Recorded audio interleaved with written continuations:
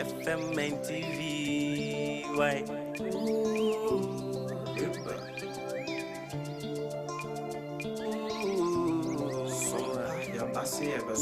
Yasim SOMPA manijeni akati apana unu warada SOMPA de asitine imunu ema akati apa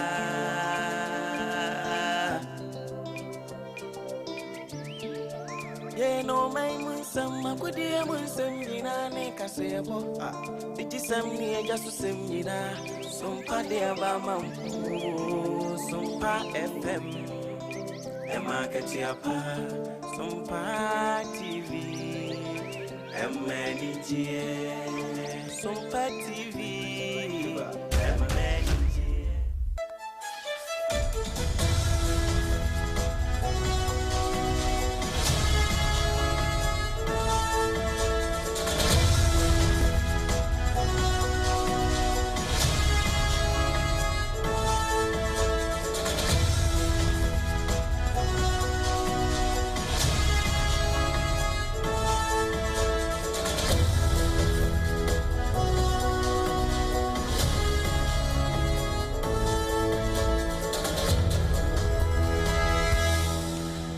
Remoto ahaya SOMPA 106.5 FM Accra Ghana adeshemaima yamamunyina ha ebraso si ade prem to breka siebo esomo kasebo yi efi SOMPA 106.5 FM Accra no enam ye headquarters ewo Kumase eya SOMPA 93.1 FM ayiko ye 100.9 Adamfopa radio ewo Paris France takra de SOMPA tachima SOMPA ye 106.1 sunyane SOMPA eya 98.9 enkranza SOMPA mense wonom eya 90.7 mankesim eya Kingdom 106.1 FM decoder subebia radio wono eya SOMPA FM ye Facebook page no eya SOMPA 106.5 FM Accra and YouTube eya SOMPA FM live your website eya www.sompaonline.com Kanesh Urban Radio ewa Kaneshi Market Doma FM Doma Hinkro Doma Hine ene nempotamone na deshi nyina etie ewa Doma FM 100.7 wo Doma Hinkra enye asamketu akra time ba mishye dro ni yedra yano mama etu malaria sinti yedro si ye center table so enu obi adi djuma fisa wono ya wono moto na aduane nya wode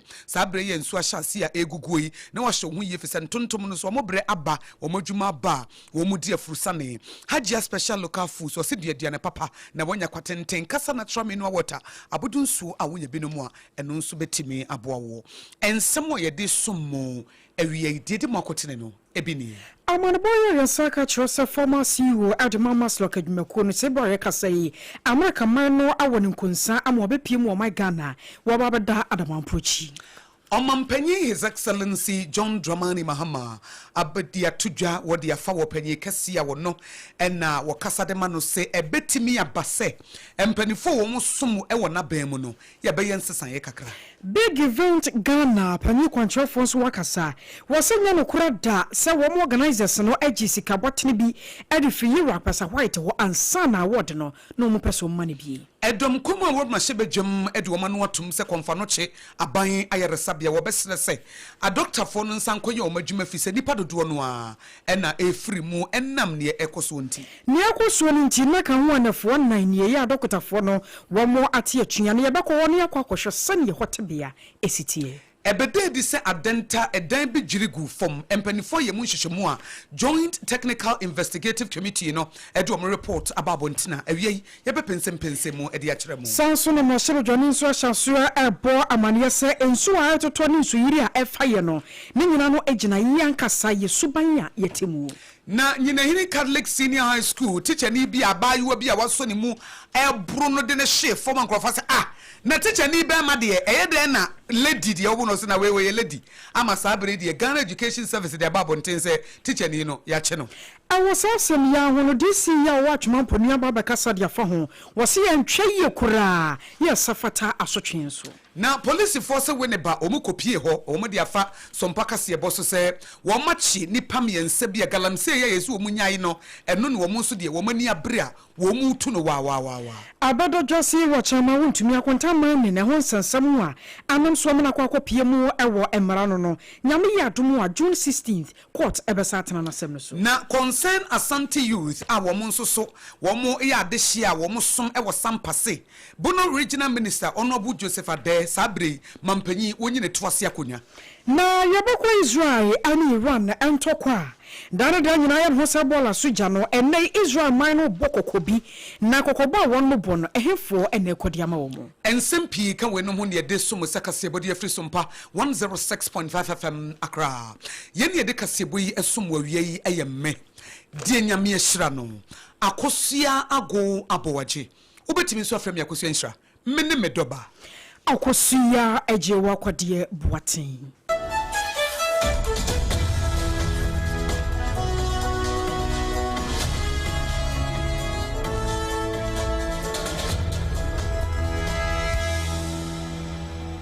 afei ansam nchi omuankasa enie mama sad natamaklo atieno ayemra bi achamo panye kwanchofo a maslok edmeko no na odano na mama yakasa no Ghana ban adentansa abono ya ene wahye se wonkwonkwo dada banprochi emfinhia no edu wanyamponkodwuma emfanka ho wei aye Accra High Court na ebua ne fosa na womafo bekan ya afempi mmienu ne aduonu 2024 ni muo ana na sem kopie mu ewa Accra High Court a womodentansa hodo no ebono na emu mieno baako ayese na wana anam ne so ama Ghana ban abokatwitwiridie afei ebra no ote akonya so no kra no ennyoma hodo bi fafa ne nsase akoro no enso eka ho bie nam so ntino na ho akwakonya se wo mde ne gina mra no na emra anidie na maama no wo betena Ghana akonya se maslok panyi kwantwefo no na efri 2013 abapem 2016 en wotena akonya so sabre no mu no na ban no ede so buo ebo no se anam ne nsaso masika de 90 million Ghana cedis one more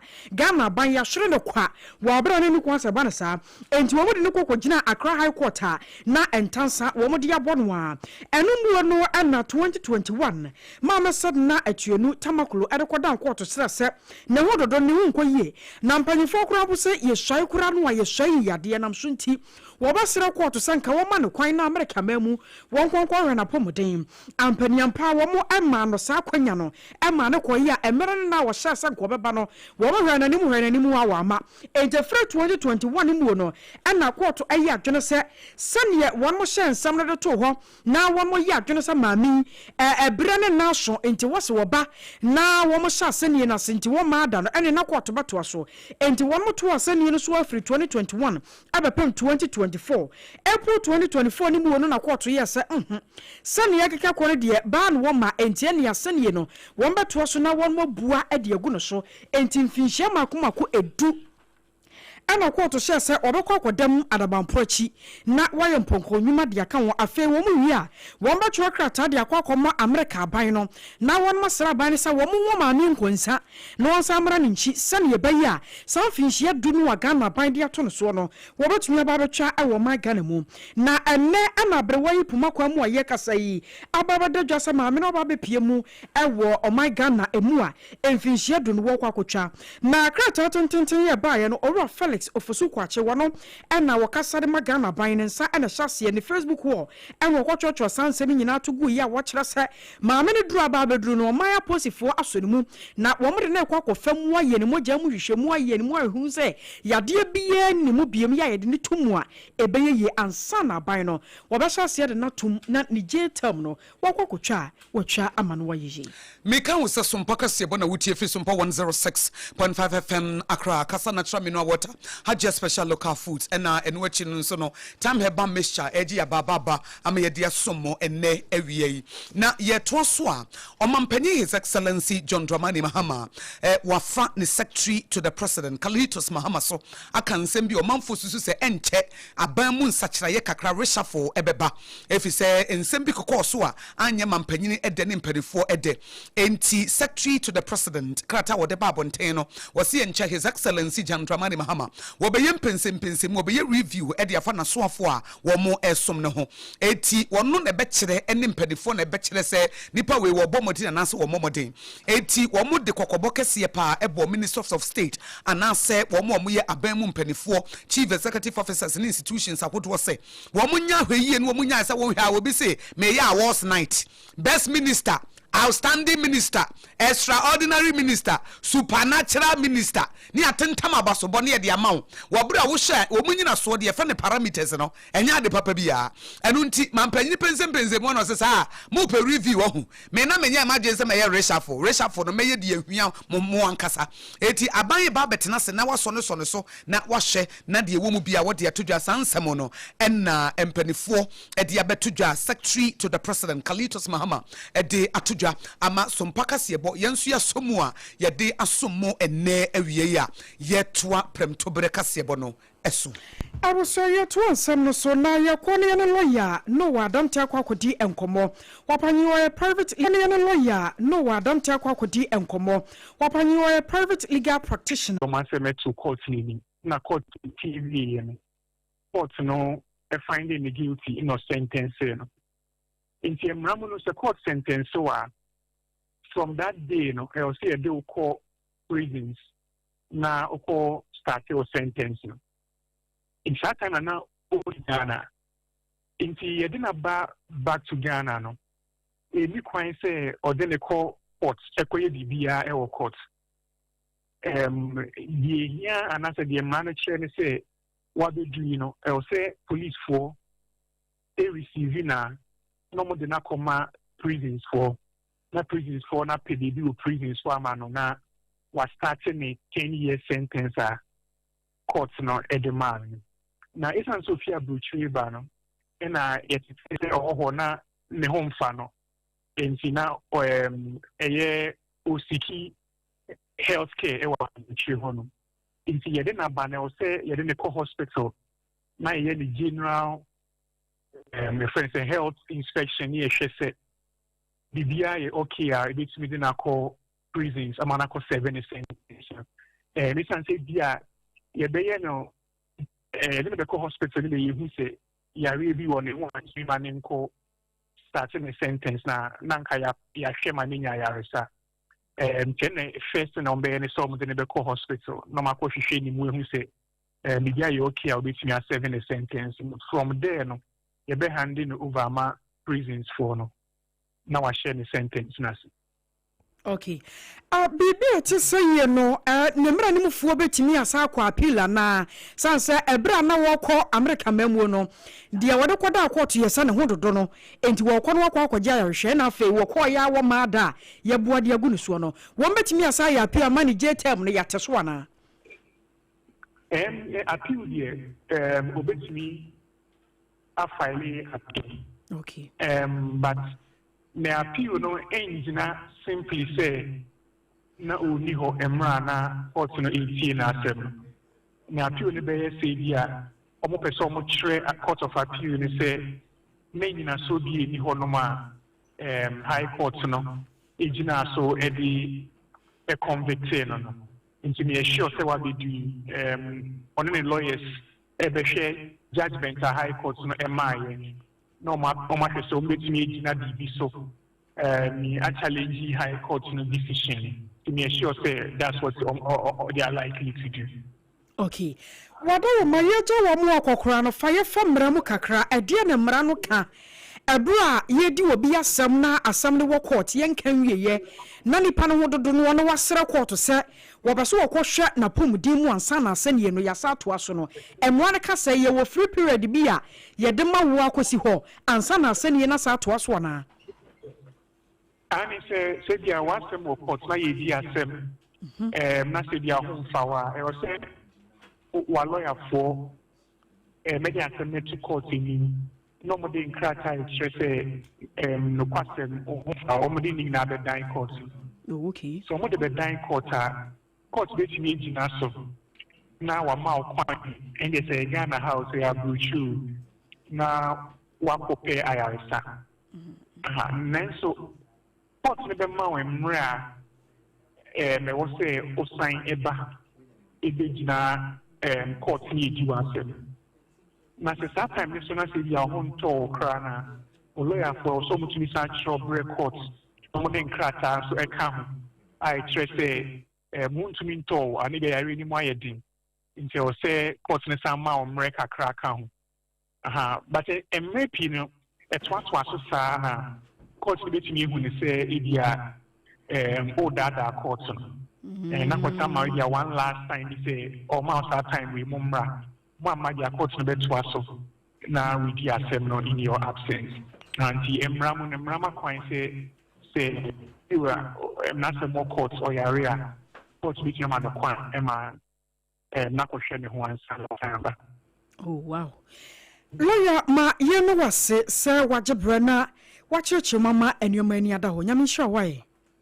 Mention that was the time. It has see. I was only another cassa ye lawyer Noah Adamtino no Abano embremo or penny wa be we papa and yet say what ye efemuno. Yatwa and some no eso. Now big event Ghana see we ya watano wano ababakasa at your former for Bakaya. Send ye annual danan some no namwa ba pakosia guabuaji ebo muo a farm and penny crampo a cocobo I would be our day ama na penny for. One woman ebu mai senyo obi ya sori yage ka waso ma award na fei watambi dia bro se de mre bi atwemu Dr. UN enga wo ba betwa Ghana for condemn wato agu no na sa asem nti no edidi mpanyifo pi no adwene mu ama enya asem keto ma ba ku ana ehwo apaso aye Professor Michael Pesa White opanyipai one Director General de ma State Interest and Governance Authority one na ebabadra just award yi a one mo amekura no empanyifo ko ne na so organizers no ko ne na so ya nanka wo mo pesika bese 50,000 Ghana cedis different in chain and sana award no one mama be a one mama na eno kan wo bi ama big event Ghana panyi kwantwe fo aba be chechem se bi no what ha organizers na nko no ho wo bi anko sire sika na one mo asan so wan hye no se won tue sika sana award no wo mo ade ama ente sakura na Professor Pesa White wonya kwanya ne semtrofo ekasai de onim fo asemi ho wo kire mo Tracy. The letter dated 1st of June was dispatched to my office. I received it on the 2nd. As soon as I received the letter, I called some of my staff, as it were, to discuss it. And I said, we need to do due diligence first before we can respond. So I asked my office manager to call the number that was on the letter. The office manager called the number and came back and said, we need to do further digging. So I called the head of governance, risk and compliance, and he went down to engage his staff. And then he came back to say, you know what, I don't think this thing is something we should step into because there may be more questions unanswered. And I asked why, and they said, well, they added a sponsorship letter to the invitation, but when we engaged the young man further, he said, if you can't sponsor us, you could pay for a table of 8, and that scheme. So before you are even coming to the award, you know you have been given a letter stating that based on our assessment by the technical committee and the board and then our researchers, you have been adjudged as the winner of the award. Not just no will be a Canadian con wine, I can crown wine a chantro way. I see what the big event Ghana or Prince Maki. Meka wo SOMPA kase bona wuti efi SOMPA 106.5 FM Accra na edom kuma wo ma shebe dwem a kire wo madwene dia fa konfa no che aban ayare sabia doctor fo ne nurse fo ne midwives fo a wo masese wo makode ne wo mu bibia gu fom se he brebra ma ne ama se ade ne nkoye na achia ne ekokana mo se eyi opanyina wodan no wonko tena fie die ne nyina ye betena fie efise no kra ye ba akopɛ ho na ka no kra ye bo ne tuoku no enti enam so ma nurse fo ne nyina bu ofu pass na emergency and accident unit hono aye ma enti masi yi one nka na eti wo mani pamna ne yemfo mo koto gatabu anasa se ya eno no health minister so wonte ase ne kokoaba enti no wa suspend no enti sansam no de o maka ma nkrofo bu ofo ma nkrofo de o ma no atum so mo be se doctors ne nurses ya wo mo konfa no cha ban resabia so mo ko na bi kura se politics no mo tehwe na munum se doctor na NDC fo na yi no si wonu a ono woda ayi hospital na no NDC for Panyini Dr. Pa Kwesi Bedu no NDC for be ya na his excellency John Dramani Mahama de ne koye so onkoye CEO ma konfano chi aban ya resabia etinye politics asem na omugiri se papa na wafo munti na omuka so onkotena fie na asemi na edom kuma wo mrahye bedwem Dr. Nana Ayu afri ye wono na eba health no so a impomde ho nsem na woka ho asem no so obesere yesrem wo mu nkona mu nkoye adwuma na nipa ewu yesrem wo mu nkona yarefo ni gu ha wo nya obi ama wo nhye wo mu fi se enkwa de se ekwa wo sa de babaka enye ye wo reverse ma ne nye ye eti wo besre kafefo se empomde adwumayefo no wo monsan enkoto wo madwuma so bi. Our position is also clear. We're not going to provide support with a blank check in a manner that if Ghanaians are suffering and they are dying, we are going to say that we are going to continuously support the health workers. Because life loss is irreversible and there is no problem that cannot be solved. This problem can be solved overnight. So how about the life we have lost? So the minority's considerate position is that, yes, indeed, doctors, you are right. But get to work and allow us to speak to the issues. Yeah, and the dahono. Na eno chi no de adesede to aban anim say ye de hi ansa na ye de fata accident and emergency ni tira ya mankasa enti sewuane etrede eni afari eni de kaka ho na hwe na ye ena agenda 111 no a mampani dada his excellency NANA KWAKU fodo hye ase ne hwe na ye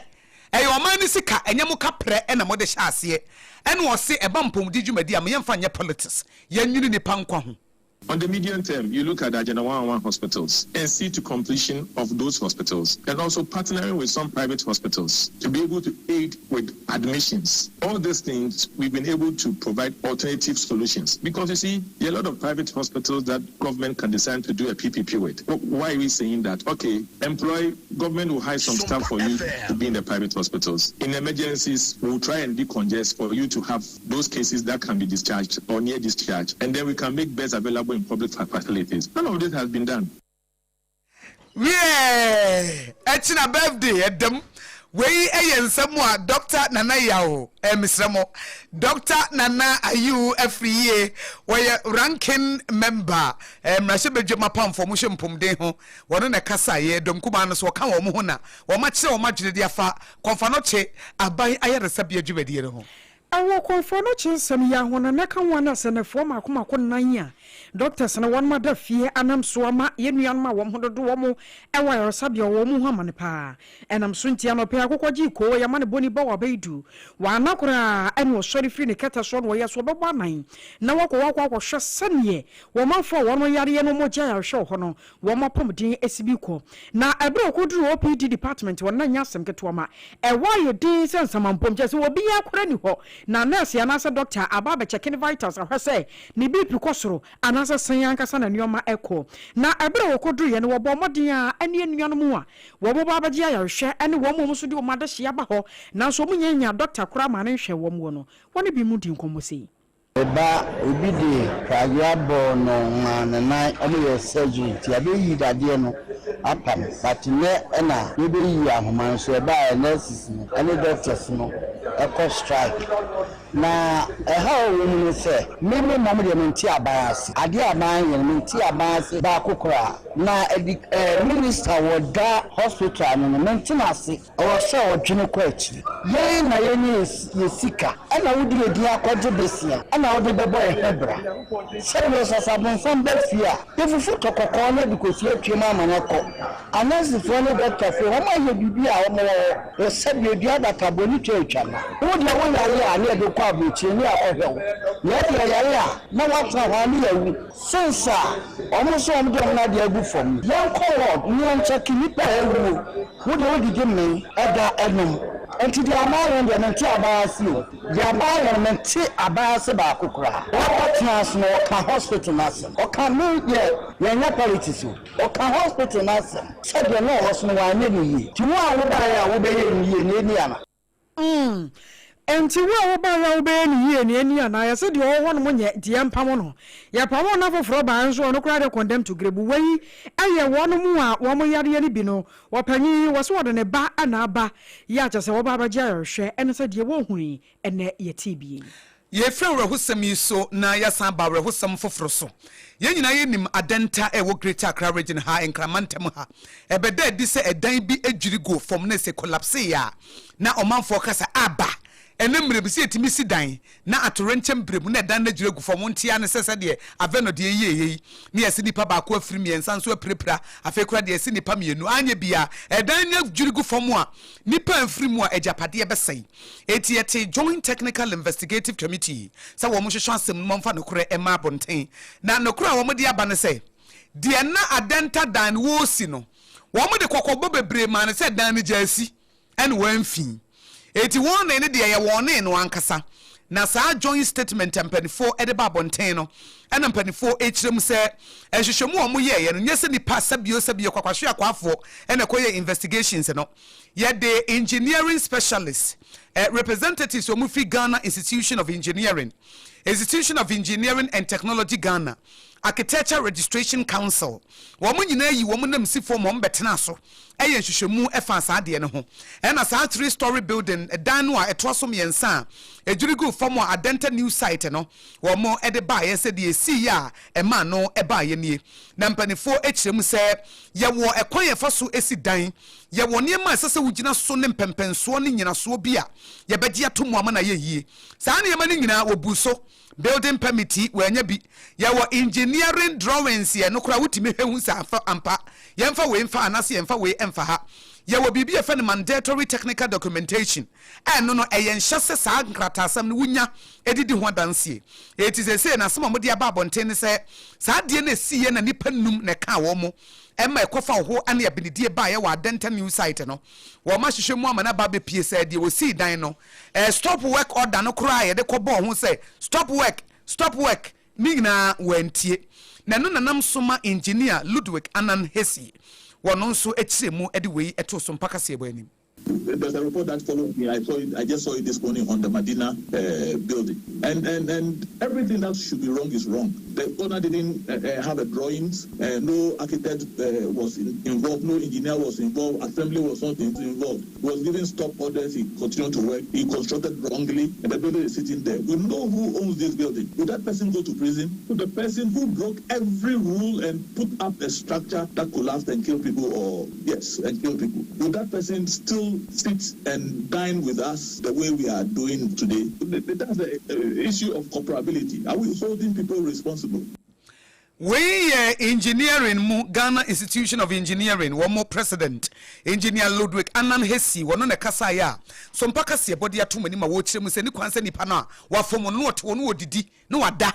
na yan oman ne de na yesi apini ni etete etiem fa asotwe a esefata ema sankrofo ni Efreme bosuno ne mode ba no abepem juni ya yewura mu yi ensu atopa na wo bo ma Ghana mu a kamiyasa enkramantamu ayemantam ba ko ensu to a eyiri de fa de hyere madodo no wada ne yetukotena wo mu ankasa kurosuo na anam so amadome kwa benya no sebedwani wo monya for Faustina alekperem akurugu wadna no to asem mu a kire se enye bibia na eye oman no enye suma bia afezo so enya de boni bia na mom no yankase yesu ne ban ya yetimu no ena wewe sa wo se Ghana no nka ne se wo bia ya de a wo beso wo de se wo befoforo na nka ede ne baba ni pa adwenim se nsuo to enjime bole si wono nko hwie bola ne fangu gatam na nsuo ntwenko na nsuo de yirifa wo aba ban sobo wo bekura tumi didi no wato atwe ne kwanche wo bisa no wo se zoom live fo wo madwuma ne sai sa ne o mari nyina no ya adwon bone ya Ghana ne yede te ha ya ma o man ne ntimi nkoso eno ka ho bi ana madare da nyina nsuo to a eyirifo men. I will take this opportunity to appeal to the people of NANA-KWAKU. There's always a saying that a problem identified is half solved. We've gone round, we've seen firsthand what is happening, our drainage, our gutters. You can see I'm here with my engineer, Dani is here, Global is here, and then my MC together with the NADNO. So we'll get to work immediately, prevent any future occurrences again. I was away at Dome Kwabenya, Masabajani, Mamma Faustina, Alekrim, Akurugu. Yentuaka Siabono Eswena, yet waswa. Viral video be a nyaka vara no one what was aji baby. Na, viral video no a buyer no yehuya, what a chile be na buy you a be. One pun was so ni mupejana crowd in this chiffon say, na teacher need ye.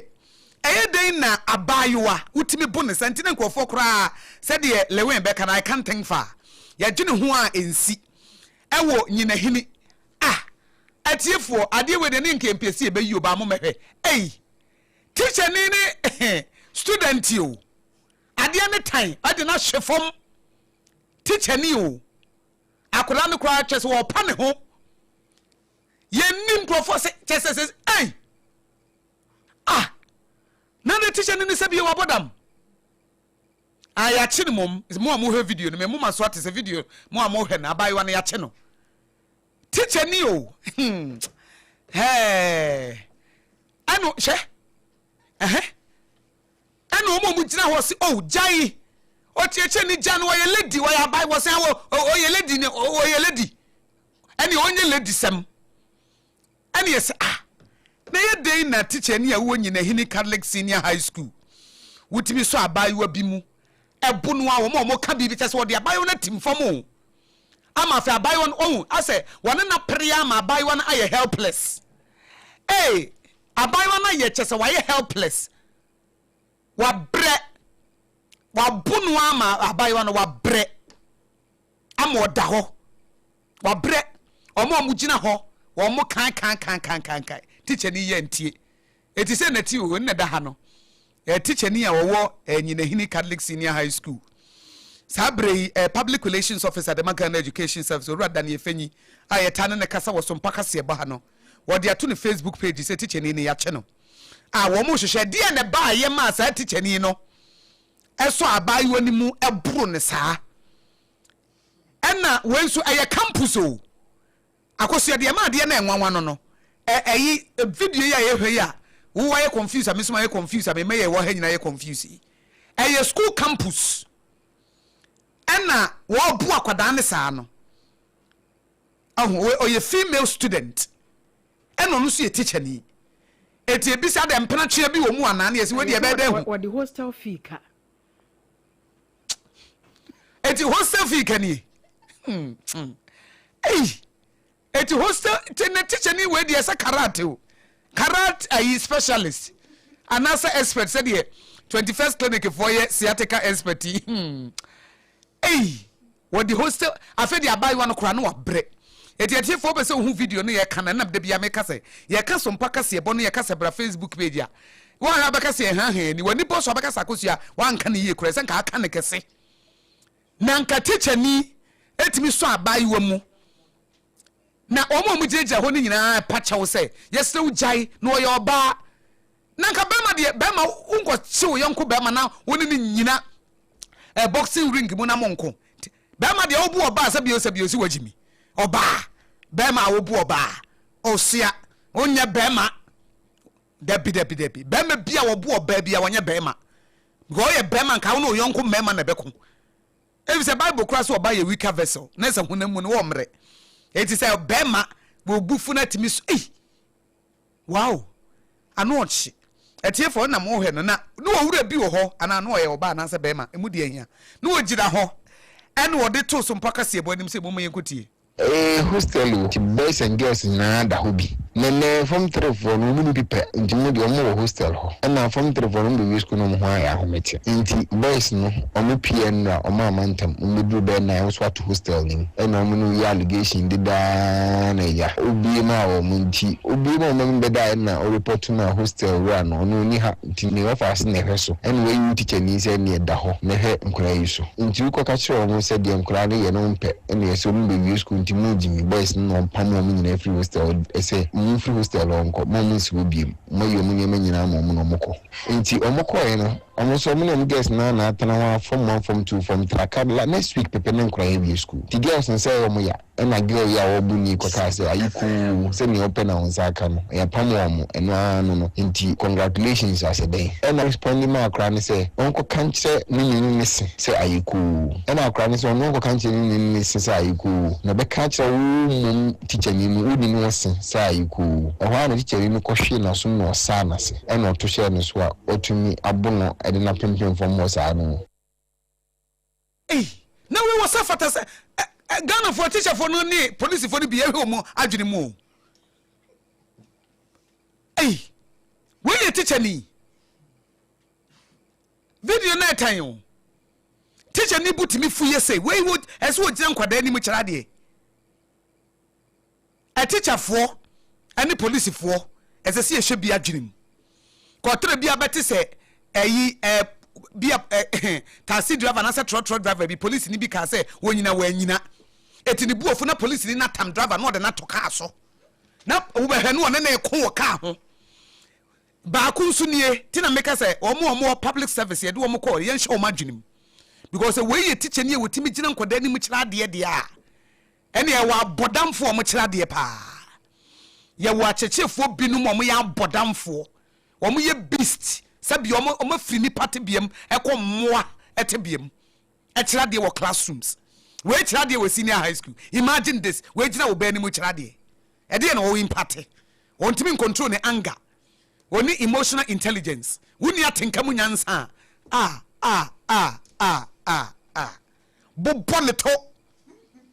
bobone to say ya bobone to obi abayu abobo abayu ne to neso obone to say bia o seduce no wo bo ne pra no say wa mi nu ama wa bone tiri ho ama fe de ne nsa na aka na ne ho na the girl is almost naked aka akra bi na daja epia bonten Ayadam na we wojina ayese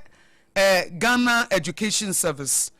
public relations officer owura Daniel Fenyidi atujase ya chenum because we enche no a ekenye be demonstration atia ye be free radio no so na ya pa ya huni esi abonten na nke ye nenam omu ya no ma psychiatric hospital bi di na kone akwohwe na dwinim sa na dwinim ya sex bia yani wa ya hweye wa mfa na bodam sema ma wo so eti eno na ye de atodwa no a SOMPA kasebo ya bo hu dawuru e de amamo no na awosasem kroya mu no na atwampo ne DC wormonyafo Ibrahim Isahak adna no atom eltrose enya dia eso ani kura se tichani obetumi ayese ye na wo ba kura to abonanim se ya de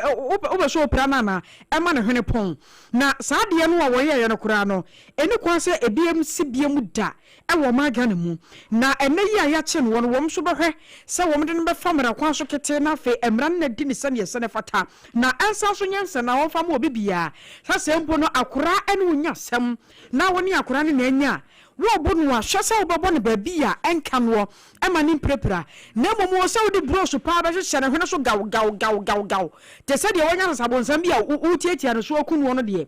eno de anya de wo mbepene na abra wo no bo Ibrahim Sahak ekasa ne yama no boni ba wo beidu e wo hono a wo twe bibre sei say to say wo ayumre na minya ntiese teacher ni bi ni the student akontoka wo senior high school ho timplesi ko every teacher ni ba ko busada say semana matana ya no kra na no so no kra na the senior no I'm so can senior see timfree police commander say the SC was kum hono no the attend said the first thing to do is save police for bam timfree police commander say onto na monko hona teacher ni na yes ano ni abafra na on teacher ni no kun ye no omum from police station na omunye case na arrest and bram na omunye investigation ni hu dear plan is see na criminal aspect in the woman na yama police for na adila with it na teacher so he belong to Ghana Education Service and the former Ghana the former education director my informal education directorate and I headmaster and say I'm take matter on now so maintain discipline procedure mo use be see ba omo start use that procedure no yehu dey na man ba sa na asotwe ben ho ne mfama de asese wedi for ne ma na asotwe no de asese kasa kire no so ne ba no kokko no na ya ba no kokko the thing is ade kire ya de na discipline stealing and so the abotrena nam to ye teacher ni na pese one still discipline na so na abotrena ho kwan papa so abefa so I still discipline na nkoba de ba yi I was your way DC ya watch mamponia menseni mo wormonyafo Ibrahim Isahak na sansemi ena public affairs unit Ghana Police Service regional headquarters womode krata ba bonte ama SOMPA kasebo nso yensa atoso biem na se Ashanti Regional Police Command womusi teacher ya wonyina hini Catholic Senior High School san enkono ono na sa video ya na yeyi kiremu ya na obo abayi wedi ne nsa bobo ne tire ho ene ne to hu mo hwe bie na womusi nyina hini district police patrol team no ena womo ekochi no a womo hwe se baabi esase ye de to ne ye de beto na emfranto na ntiase etimi aye adwumenti enure ya ena ye chi no ena female student no wonu so nyamfie du nwotwe ye fa ni patience chibu na nso so cheche ni na anya patience no amfa anya adwuma na hwehwemu kakra wo mo aye ne se teacher ni wo ye caretaker Emma school no hostel na wokwa abayiwa yi ho any male students efa subai bi omoda na di e wo hostel ho na ene na ntiase anya adwuma ono ankasa de mra ehye ne nsem wo bo akoda yi wo se de course ya ma adesuafo ne bu afu papa ama nam so kra na wo toto wabo ene ade frɛ mabu na wo mpotem ho kra se wo mra na wo emra ne so na enam so ma ede wo haw bebre ba ya mpanifo kɔhwɛ ye toto niema enam patroti no anamotuo nti police medical report form no omo de ma victim no sa ba your patient chibu no sa won fa nko ayaresapia ne nko hye se de mpom din sitie na boa ma se de teacher ni se bu ni die na honam de be ye ne ya papa e de ne bo form no utimi se ono a obebre wate bibi woni widiem eno na Ashanti Regional Police Command wo mo de ato omanfo nyina anim se emra no de omo de ye adwuma eti obi anta di na wo masesese impo obi ye bibi na sa wo mpa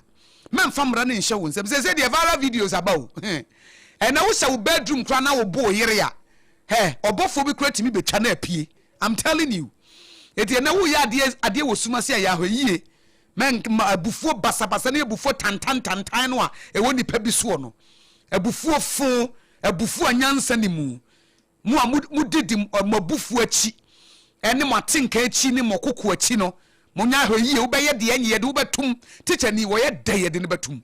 as nko control ne anger nka ese nko koso a e bo ne bra wo ye de ye de ne betum enya so ba bontin se de a wo boa etimu amu okoko yare ne ya muntie so mpa rhapsody ne ya nkyere mo kwa mbefa so control mo anger na atenka fo a eguma nimu ase no motimi aye hu bibi nti Ashanti Regional Police Command wo mo abo amane se obia enter di Asabere die Assistant Superintendent of Police Augustine Enchi wode ne nsa hyasie ama sompa kasebo ye de ababa besom mo kama pa a ekoyie papa na yankofa na no po checheku na no po checheku the newly wedded man na Central Oil Refinery ababe piem se wo matimi anya 1 million barrels of Jubilee crude oil ibi a ejira so say Ghana yetu ana more pass the friend local refining capacity no ye hu adwuma de pa chen say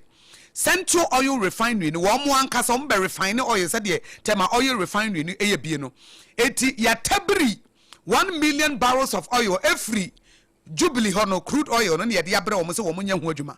na no na Minister for Energy Green Transition Dr. John Abdullah Jinapo wadi atudwa say ampa woma ye ne service omo pese de friend local content no adwuma ne no na Central Oil Refinery for omo aye no. Beyond the immediate commercial benefits, this initiative has significant strategic implications for Ghana. A stronger domestic refinery industry helps fuel oil and petroleum supply reliability. It reduces exposure to international supply shocks, improves foreign exchange retention, creates employment opportunities, and supports the growth of ancillary industries across the petroleum value chain. Because as you refine oil, you get other byproducts and other products which benefits the entire value chain. No. Nanuachi no ena waswafo hwedwedie agribusiness na industries yo honorable Elizabeth Ofosuajare ena nes wo hwedwedie ena wo hwekua dwumadie mu na osanso hwemfidi dwumam ena wasrese saade Central Oil Refinery for ayi ebegina ho chese o my Ghana ye koyanim e won sesam. The LPG will offer cleaner cooking fuel for families. The asphalt will lay the very roads our nation needs to grow. And behind every barrel, every product, every linkage to transport, agriculture, manufacturing and infrastructure are people, Ghanaian workers, Ghanaian tax collectors, Ghanaian engineers, Ghanaian farmers will be better because this refinery is. Eni yeti ye honorable Elizabeth Ofosuajare wa yaban sofo hwedwedie emfididwuma so na kuadwuma mu dwadie na wo wiye no na executive general manager de ma Central Oil Refinery Eric Lane wono so de nsem wei eto yenim. Today marks a historic milestone for Ghana. For the first time, crude oil processed produced from Ghana's Jubilee field is being delivered to a Ghanaian refinery for local processing, transforming Ghana's resource into Ghanaians' jobs, industry, and economic growth. This achievement reflects the vision of governments of Ghana and the President John Dramani Mahama to promote value addition. We a Central Oil Refinery, Womo Enono, Womo Executive General Manager, Edema Womo Eric Lane, and a Kasaya and Centroni, Nano Ponchi Kudia Manibui, Ebesumye. Afei yakɔ ansamfo from I'm Mountain Central East Regional Police Command no Adiapa. Say one more as share a conference phobia and none what our mukodi. Juma I will go more dominasi on your market hall. Now one much more nurse Juma one kodi and anam so a manipa bako a free more about consul baby a watano and no aya dinye pa. A posi fortress and not our more on water and not one munyasa and tiana no quasam say a bra womko do yeno and tia one musaka say a conference phone wom kodi say Jumano. Now one was a sanka mu bi mask binti won so da hu wo mu ni paban ya won mo aye na won mo ko bia ya wo mu to jene e wo domina se ho na mobile money vendor bi o won mo ko to share na so e ko bo ni tuo ya tese na akwa ya hometesem na won mo che se akrobo no kan nipa mienu ma amunu mo ano de wo mo etabiri wo mu do mo kopie mu e wo polyclinic bia e wo sa domina se wo sanka won betumi anya won mo nkwa e be wo do mo ko du ye no na beda dwose ba ko a ne din ene hamsu Abdullahi woro de wotina nanom awansia to bra mde ne beduye no na wafiri mu kura dada wo hofo ya woka won so pra wo pira no ano de pa na so so ni nyina mu no aposifo gusuota ya wo mo aye won mafamu de anam so ama won mo adiaba a kyerɛ sɛ enei no one more shemu ase ya one more aye ade ya fa ho na won besere o man ya de se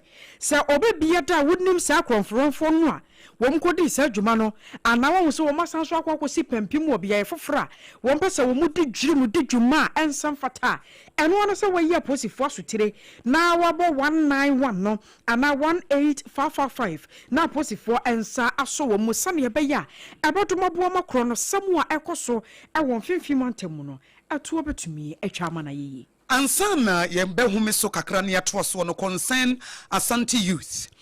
wo bono regional wo SOMPA misremo concern Asante youth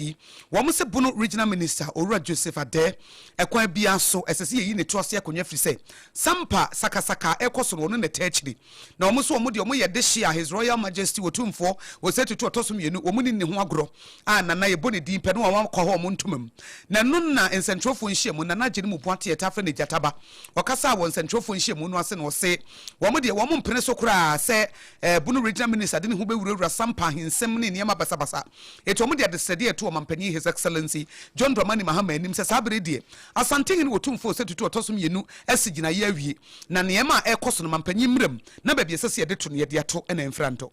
na soma ba bepre omo nyina ba Asante man wura enim aba abeka o masem ama ye hunu se na ba samba jafra ono na wo so odi hene no aba besai oba na sa modua ne o maame ka ho ese ka asem ni wie no ohene nim die mu ne committee na hu se odidi enye ye ne wo se odie ene ya ma no edi wa besai ya gazette no afe ko ni kuro mu kura na regional minister Timika Chere say e ho nyesi all because almost wa besai kura na Omeka Bruno Regional House of Chiefs. And I'll say, the ancestral roots, Asante man, ne nana nom aye, and all to us. Where won't and this ya buying airtime, Papa Yeni? O Koni Kuroma, Regional Minister Timika Chere Honey Safe Mano. Na Obia, Onsai, the imposter. Onu mom no mabono Obama nako yesre omampanyi Mahama se onu de yenim se yera Asante hene de obeso ana pakem ba se oyama akoda bedem pesre no se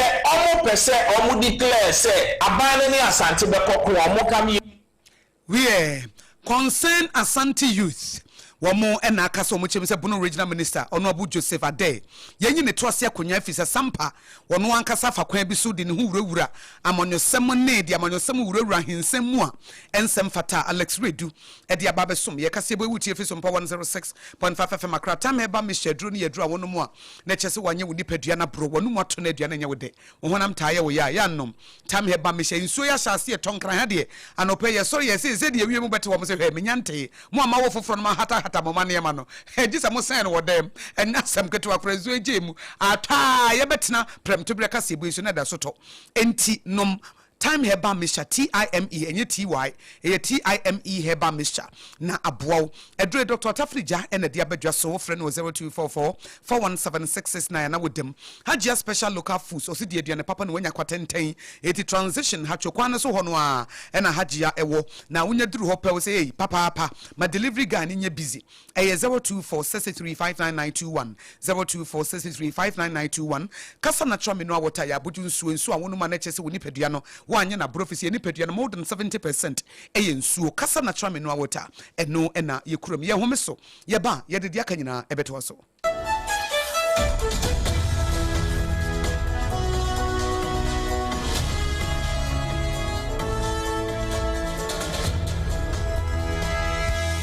21st clinic aye sciatica expert sciatica no o nerves na wo to ase na fa wo siremu na fa wo nansia besi ase ho no se ho techema eno ene fa ne sciatica na etimi bubu o to ase ka wo se dwe wo sirem wo je ho ba bia enye na no na 21st clinic ba ye adwuma pa wo mu ye ntia basobo o magye no Ghana ha ene amono ne enya asem ketewa wo mu gi international awards ahodo wo mu gi local awards ahodo na anu nso na wo mu bie the only sciatica research and treatment center in Africa bibrim ha no ebi ni ba bia gi 21st clinic nkwa wo mu die bibidro ene besa o yare no masa de machine aka ho yare sabia yare bia wutimi de ko ne mama ade pa ko a wo magidi wo mu pa no sciatica ena stroke nso de kwa diabetes ne hypertension ne ade Ghana ha ba bia wo mu ho enkran ha se ye wo Tantra Hill runabout se wo free enkran ba ye wo wonsani fa so wo fra masaman so na ba nso a wo nsa bonkum so ho na wo behu ye 0540311311 0540311311 There's a 21st clinic. Still, woman is sciatica expert. In the stillness of the morning, before the noise of the day begins, there is a sound rising, a sound of prayer, a sound of power, and a sound of victory. Yamawakwaba was SOMPA First Service. I was SOMPA TV, ne SOMPA Radio. Your early morning altar of encounter. Join Bishop Abesaki Kwako. Onyanku pondi for wastrano eweye brim. And I'm Nensaso ama onyanku. Tell a friend, gather your family, and let the Spirit of God reposition your life. And SOMPA First Service encha wo hon hoda ayadwada kusi efiada anopa anopa no nunkusi anopa no nsie fawoda no nyina share densa na erade beye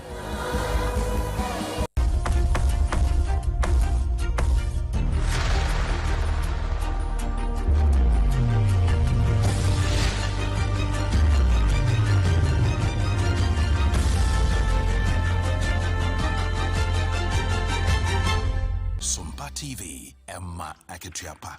I was here the say to and seven so. Now I didn't have mommy that say Israel ni Iran woman and woman tiadwang so pa. Yan tokwa chanchan wa one more California muna America minus hotel chira one more corner and yasim kuma. Now one month talk when I quack as a bola sujano. E womu timisho se kumo womu na tiada and ma eponimo kurano. Iran minor the baba tu ja extra says Israel. Womu jai se one more shasie. Now one more halaban for no. Womu sube jai kuranya di kwan won ba kubiem na asomdwe abasa so won de asomdwe no mo hwe se wan kan won mo a won so nkan enti se won ma de hye won kan ko ade a won so ba se etuo no won bato na akode ne ade no won de se ani na ene ya yanka bi hye ma wieye ba ba kan kasebo Israel asrafo no de aba a kira se Lebanon etifido from one woman panoto mpano obi anfiri wo na de yaba na che akurai e wom se Iran fo ba be kasa de senya de o matutu obi na so wo de o da so ginam se konkomani agyan yanya asam keto manti Lebanon na tifido from nyina obi an so obefiri bia ya wote no anya sa akorabo a won ba batoto no ho no womofo no nya de a obi biata ebetumi agem kire se efiri na de kro no entokwa no betumi asanso ahyase bi Kwantenti bia kopie kotia kasebo no wasi na nsɛm a yɛde som wɔ wie dedi makotene bi ɛne sɛ ɛdɔm kuma wɔ mmarahyɛ badwam wɔ mafa doctor nana ayu afiri yesu akasa sɛ wɔ mo bɛsɛ a doctorfo ne a nursefoɔ ne midwives wɔ kɔmfa no kye aban ayaresabea sɛ wɔ mo nkɔ mu nkyi na wɔ mo nkɔyɛ adwuma saa so no pharmacy wɔ de mama slog ababɛdɔ dwɛsɛ ne wɔbɛduru Ghana ya wɔbabɛdɔ adabamprɔkyi mfinhyia du Adenta dan a ejirigu form adenta new site nhwehwemu aba kyerɛ sɛ ye de stop work ekɔbɔ dan no ho na wɔn anu wɔn si dan no wɔn ante kra ama enam so ɛna de sa wɔ ha ne abenidie ne bae dɔme kwa benya mahye jani so waka sɛ wɔse nsu yiri ya afa yɛ nyinaa no ayɛya yesu ɛne yɛ ban yɛ timu video bi a epi abɔnten a okyerɛkyerɛ ni Eric Bonete apafla wɔnyɛ mfie aduasa nkono na wɔbo abayu a wɔnyɛ mfie du wɔkye ɛfa ne patient chibo no police fo wɔn asante mantem so wɔn akɔ no a wɔn yɛ asɛm ano na DC o atuma mponi akasa dia fon wo se entwa ye kura sa kyerɛkyerɛ ni odi sa adwuma ti sei Central Oil Refinery for aye bibi foforo ya pagya oil 1 million barrels every Jubilee crude oil de akomo wo se wo mo nso ne so adwuma na na toye no wo mo nso ye bi ye kwawe no nyina wa Israel anafe Iran won mo ntokwane mu nei Israel de abasa Lebanon ratife do fam wo mo fote ho wo mo nsore na de beba no ekyie kuri kasebo efe SOMPA 106.5 FM akra no efa ye headquarters e wokuma se SOMPA 93.1 FM ayiko 100.9 Adam for Radio Paris France and wachi no tachiman SOMPA 106.1 so nyan SOMPA 98.9 enkwansa SOMPA mensa wonom 90.7 mankesim Kingdom 106.1 FM Facebook page no like it na share ene yenko nakrana na ye programs akese kasebo mu ode wonso ene yenko fi station papa no eno na aba no SOMPA 106.5 FM akra ena SOMPA FM live no so ewo YouTube your website www.sompaonline.com Kamesh Urban Radio phone so efa ena Doma FM Doma hine ne dom nyina so Doma FM 100.7 wo masom kasa natural menu water ya buju nso haja special local foods ena time heba misha edro na wunya binom a na kyese woni pedua no wanye na bro ye ne de kase boyi esomo ebema mo me die nyame ehira no akosia ago abowaji obetimi so aframe akosia nhira menne medoba akosia eje wakode boatin yes sorry suni e ka mo se kumase de SOMPA nkomo 93.1 ena wo de to so akra hanso de SOMPA Delight with Abena Ruthie, the best social entertainment show no ye na wia no wo ba betena se na wo de entertainment ya adesua wo mu wo de asom mu yadam nyina ase